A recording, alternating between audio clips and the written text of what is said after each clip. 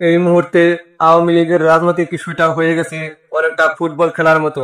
মনে করেন একজন উপদেষ্টা একটা শট মারলো, বল গেল একদিকে, আবার আরেকজন উপদেষ্টা একটা শট মারলো, এবার গেল অন্যদিকে। তারপর প্রধান উপদেষ্টা একটা কিক মারলেন, আর সমন্বয়করাও তাদের মতো শট মারছে।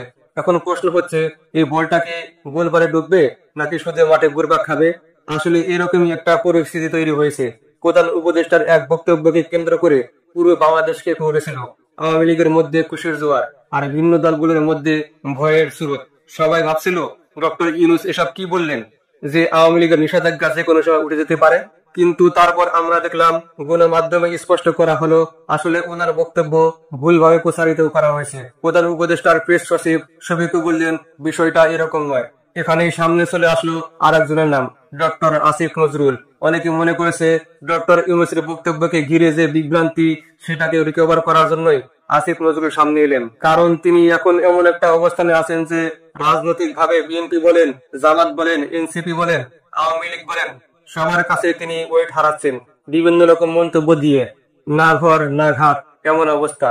কিন্তু এবার অনেকের ধারণা ডক্টর ইউনূসের উপর যে চাপ বা তার সরকারের উপর যে চাপ, এর মাস্টার মাইন্ড হচ্ছেন ডক্টর আসিফ নজরুল। অনেকে মনে করছে আসিফ নজরুল স্যার আওয়ামী লীগের নিষেধাজ্ঞার পক্ষে ছিলেন না। কারণ অতীতে আমরা দেখেছি সরকার পতনের পর পর সাবেক স্বরাষ্ট্র উপদেষ্টা সাখাওয়াত সাহেব আর আসিফ নজরুল তারা দুজনেই বলেছিলেন আওয়ামী লীগ নিষিদ্ধ করার ব্যাপারে তারা একমত নয়। সেই বক্তব্যের পর সাখাওয়াত সাহেব নিজের পদ হারিয়েছেন।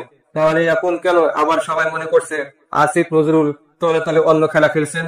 কারণ তিনি এবার স্পষ্ট করে বলেছেন আওয়ামী লীগের কার্যক্রমের উপর যে নিষেধাজ্ঞা আছে তা উঠে নেওয়ার কোনো সম্ভাবনা নেই। দুর্গাপূজার মণ্ডপ পরিদর্শন শেষে তিনি বলেন আন্তর্জাতিক অপরাধ ট্রাইব্যুনালের মাধ্যমে বিচার প্রক্রিয়া শুরু হয়েছে। এখন তো নয়, এমনকি নির্বাচনের পরেও এই নিষেধাজ্ঞা প্রত্যাহারের কোনো সম্ভাবনা নেই। অনেকে ভেবেছিল ডক্টর ইউনূস বলেছিলেন যে কোনো সময় নিষেধাজ্ঞা তুলে নেওয়া হবে, কিন্তু আসলে সেটা এখনকার সরকারের সময় নয়, কিংবা ভবিষ্যতেও নয়। কারণ নতুন সরকার এলে তারা বলবে এই নিষেধাজ্ঞা তো আমরা দেইনি, আগের সরকার দিয়েছে, এখন আমরা এটা কেন তুলবো?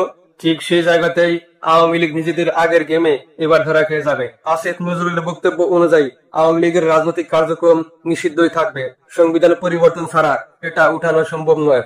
আর সংবিধান পরিবর্তন করতে হলে রাজনৈতিক দলের সম্মিলিত উদ্যোগ লাগবে। তিনি আরো বলেছেন সরকারি অধ্যাদেশ দিয়ে যেসব সংস্কার সম্ভব সেগুলো করা হচ্ছে।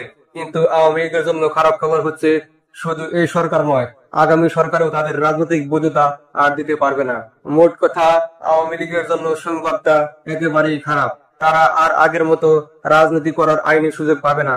এই সরকারের সময়ও নয়, এমনকি আগামী সরকারের সময়ও নয়। এখন দেখার বিষয় শেষ পর্যন্ত কি হয়, সময় বলে দিবে। ভালো থাকুন।